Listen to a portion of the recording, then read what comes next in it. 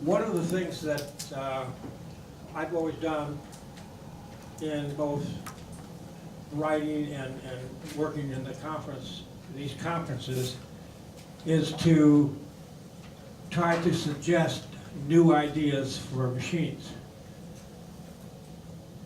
The prime is great, it's advanced, it's incredibly powerful, but even the prime could benefit from some basic, simplified calculator type functions.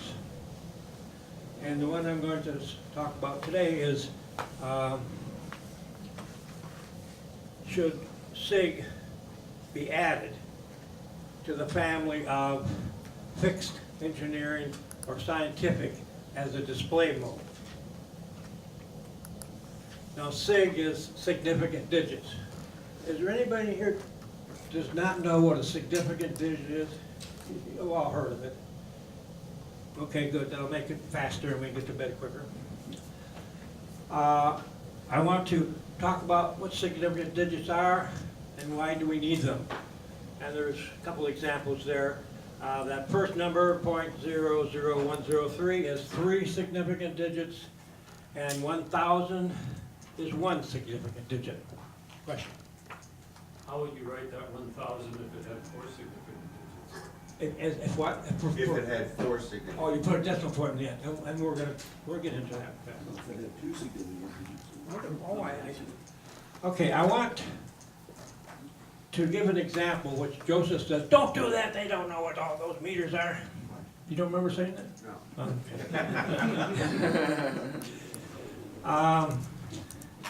The example I want to give is the example that kind of triggered this whole idea in the beginning. Suppose you want to measure your power line voltage.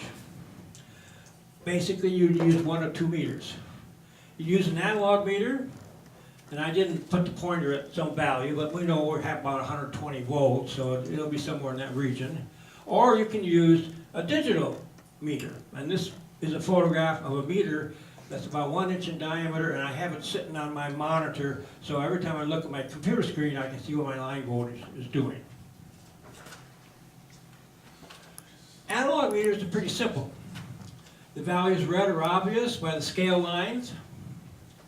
Resolution is limited to the scale resolution, and if that pointer is not on a line, you have to guess between lines. Accuracy is specified as a single percentage of full scale. In other words, you're reading 100 volts plus or minus 10%. Well, 10% of 100 is 10, so it's 90 volts to 110. That will be the range that if the meter points to 100, the real value could be between 90 and 110. And an example of how this is specified would be plus or minus 5% AC line would be plus or minus 7.5 volts. Pretty straightforward, simple percentage. Digital meters are a little bit more complicated. Values are unique. What you see is what it is. There's no interpretation required. Resolution may vary depending upon the value or the scale. Now, when you go into the digital domain, you open up greater capabilities in terms of, oh, it's now fully electronic and we can add features and so forth. Accuracy is specified differently.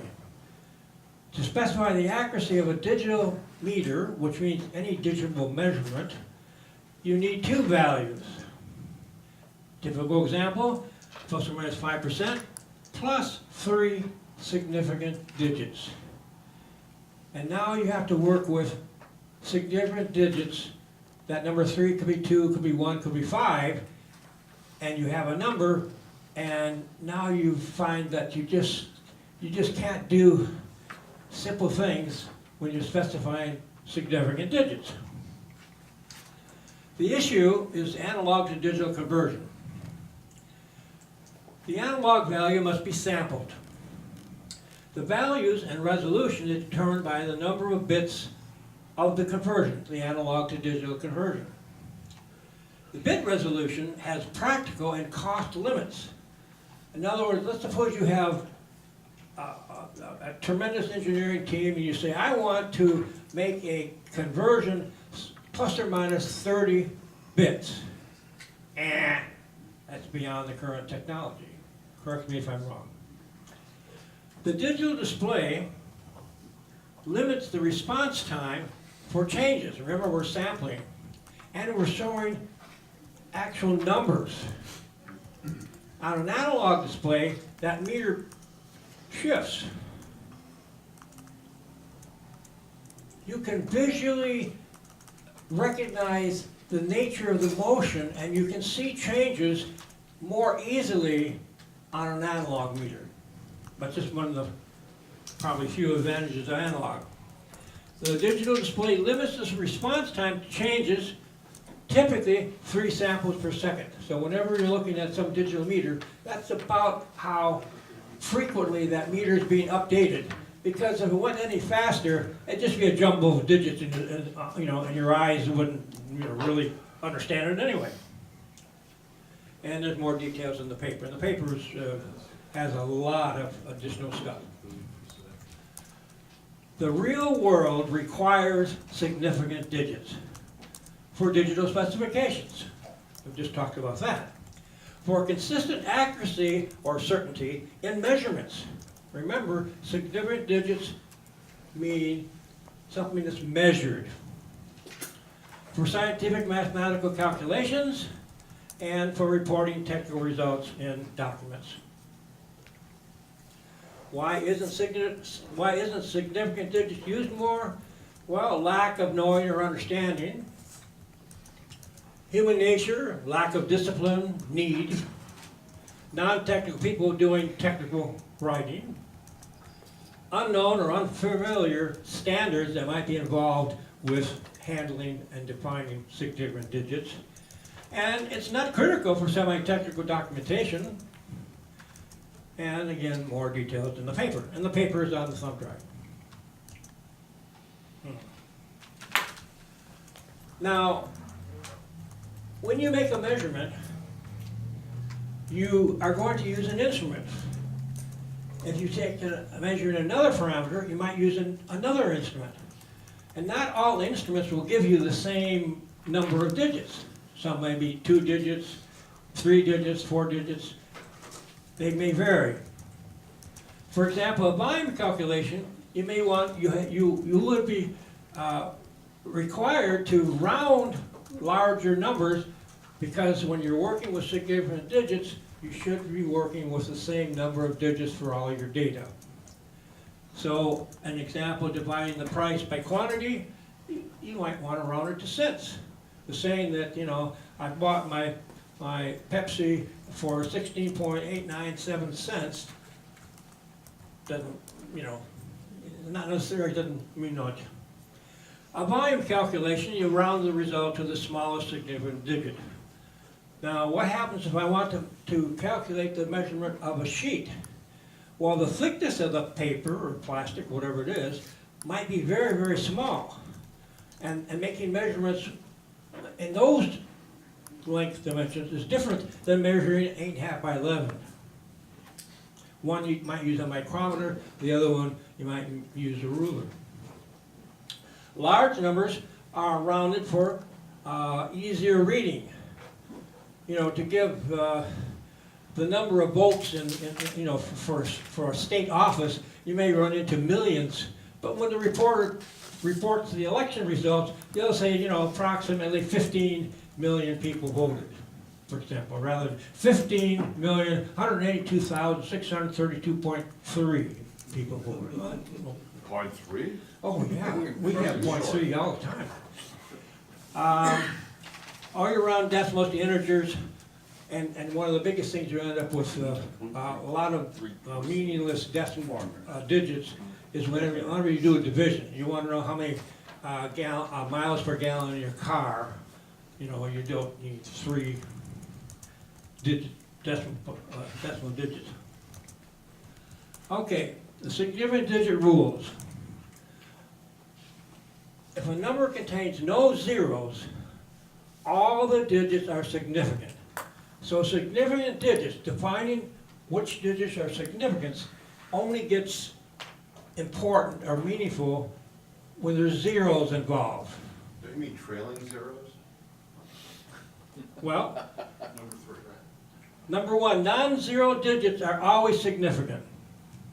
Number two, zeros between two significant digits are significant. And number three, final zero or trailing zeros in decimal position are significant.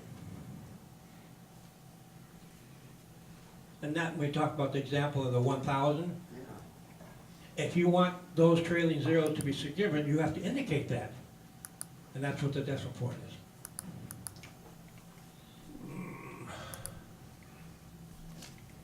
Rounding rules. Now here's where we're gonna, I think we're gonna not always agree, because there's a lot of ideas on how you should round numbers. Roger and I have communicated on this, and Roger has his rules, and there are other rules, and calculator rules. So there are many systems, and they're detailed more in the paper. The calculator 4-5 method is not optimal. Most calculators actually round. If you're in the point in which you're rounding, and that digit is a 4 or less, then you simply drop it. If it's 5 or more, you would carry a count. The problem is, what if it's exactly 5? Now you're exactly in the middle, and you don't go up or you don't go down, you're right in the middle. Now what do you do? And of course, if it's 5 followed by all zeros, if those zeros are significant. And then you can use the banker's method. Now, when I was a teenager in high school, what year was I? I guess it was second year high school. And I was in Detroit. I can figure out what year I was in by remembering where I was living at the time, because they changed every year.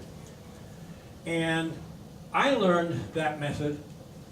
I was told by some teacher that it was called the astronomer's rule. Well, I went to look on the internet to find the astronomer's rule, and I couldn't find it. So anyway, it's commonly known as the banker's rule. Is there anybody who does not know what the banker's rule is? Oh, okay, I'll mention it. Let's see, do I cover this here? No, I really don't cover it. Okay, let me mention, okay. If you've got 1,250 as a number, and all those digits are significant, and you want, and that's 4 significant digits, right? 15, what did I say? 1250. Okay, 1250. 1,250, and I'm saying it's 4 significant digits, telling you that that 0 is actually real. It's not just a placeholder. And I want to round it to 3 significant digits. So now I'm at the 5, and that's the confusing or difficult point. What do you do with that 5? Now, if it's exactly 5, and you always round up like our calculators do, your numbers have a bias to them. Statistically, there's a bias. So if you're going to have a rule for rounding, one important part about the rule would be that every time you have the same number, you always get the same rounded results. So the statisticians would say, oh, well, we generate a random number and we randomly round up or down. That doesn't work in the real world because it's not repeatable, it's not predictable.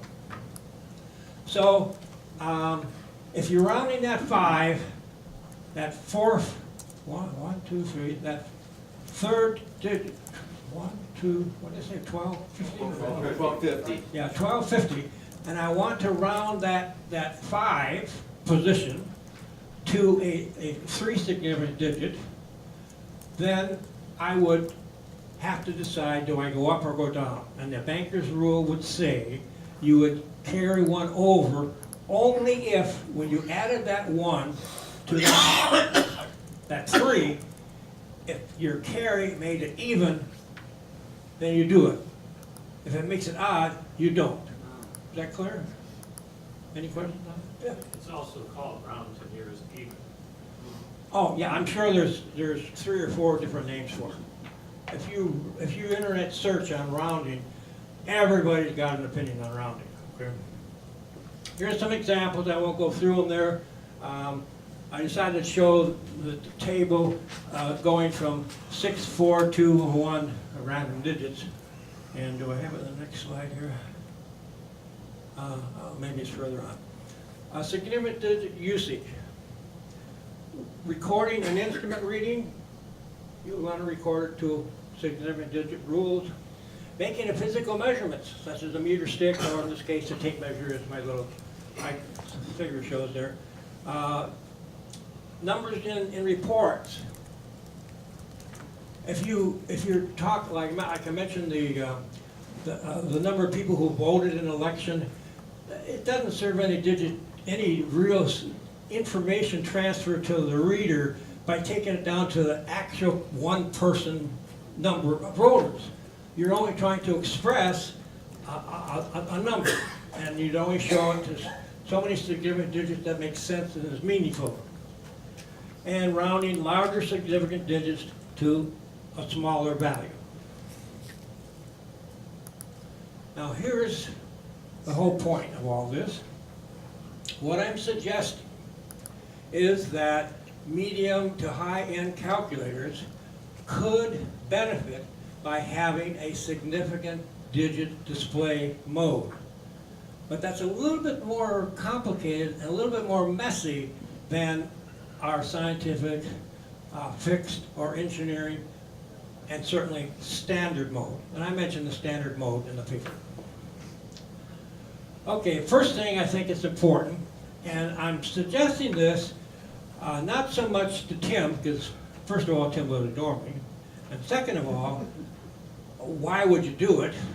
Maybe 5 or 10 years ago, it might have been interesting or might have been thought of or considered. So, number one, we normally have this little indicator in the display telling us what the display mode is. If you're going to have a significant digit display mode, it must be very, very clearly obvious, because it can mess you up. And of course, we're talking about a display mode, not rounding or changing the number itself. So the user, like you'd use any other display mode, you'd set the number of digits. But in the real world, you're really not working to 12 significant digits. That's just not hardly ever done, because there's no measurement that's really made to 12 digits. Okay? So you would set it to 0, I don't know, have to make a decision. You could go out to 12, but it wouldn't really ever be used. But you'd go to 12 to be complete, I guess. You would show the trailing zeros to indicate significance, so that 1,000, if I actually measured that to the nearest 1,000th of an inch, it'd be 1,000 with a decimal point. That means the number of significant digits. Now, when you are using the SIG mode and you're entering data or calculating with data, and you set the SIG number of digits mode, when you type a number that's less than the SIG set number, it has to warn you. Beep, beep, beep, beep, beep, beep, beep.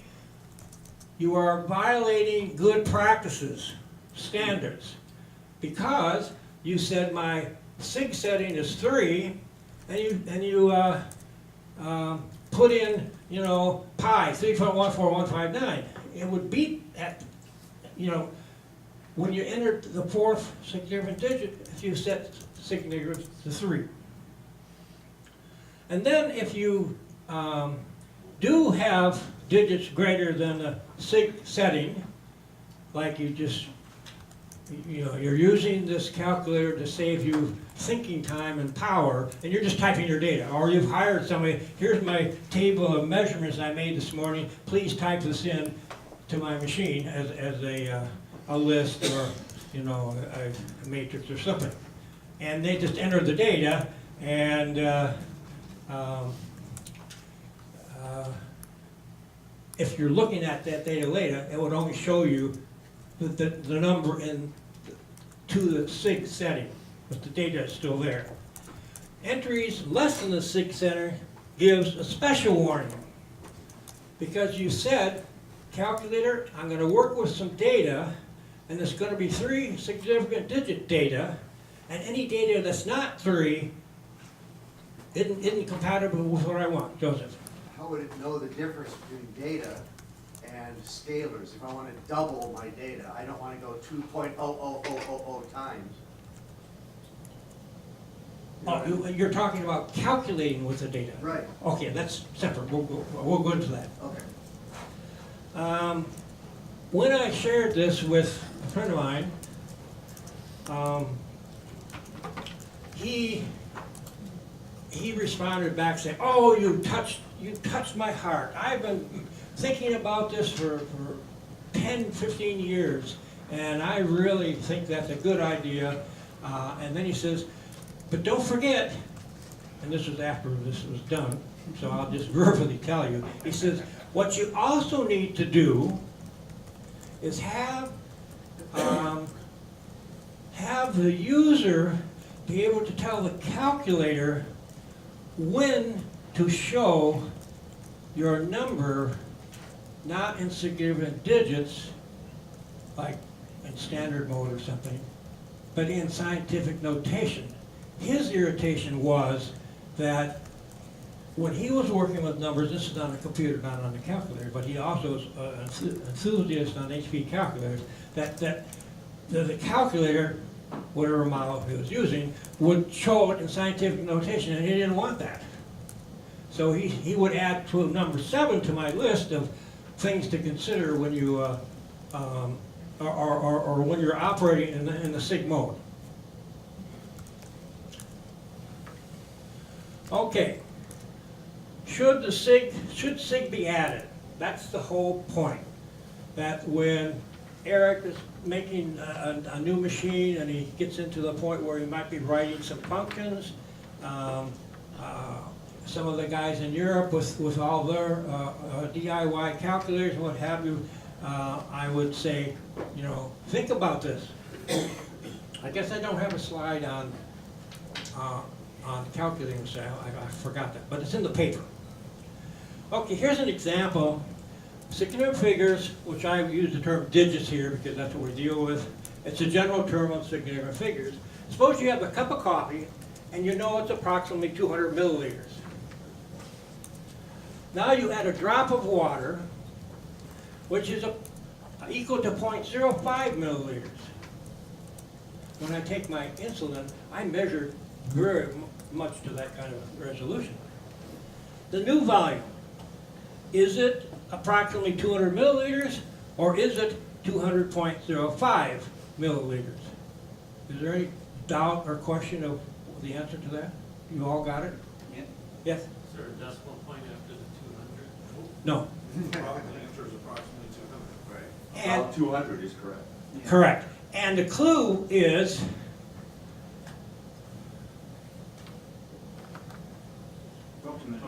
approximate. Okay. Right on schedule. Okay, this is just a little graphic here. Significant digits are 5. Any questions? I guess we answered this. Yes? I use both MathCAD and the free SMath Studio, and MathCAD does not handle significant figures, but SMath does. Oh, good to And know. It's a free program. Good to know. And my friend who got all excited about significant digits, what's the odds in the world you'd never run across a person like that, right? I never met him. We're only email correspondence. He has written code to do this, and it's like 1,200 lines in Python. He sent me the code. He sent me all the information. So it's not a trivial thing. And I wanted to include in my paper, and I decided not to. I'm not sure what value it added. My issue was, and I wrote a 48 program to do this, and it wasn't immediately obvious how I would go about doing this. Let's say I have my meter. I'm going to measure 100 volts, the line voltage, okay? And I'm using a digital meter, And the specification of the digital meter is it's plus or minus, let's say 1%, so that's 1 volt, plus or minus 1 volt, plus 3 significant digits. And I want to be able to say, my meter shows 100 volts. What is the specified acceptable range of that measurement? If it was an analog, plus or minus 1%, it'd say, oh, that's 99 volts to 101 volts. But it's not analog, it's digital. And it's plus or minus 1% plus 3 significant digits. Now, that number that you add to your plus or minus number is going to vary. And that's the problem. And when you're going to write a program, you need to process numbers, because you're moving decimal points around, and that's the heart of the problem. Any other questions? Good. Thank you very much. We'll see you. We'll see you at Mass or at breakfast or both.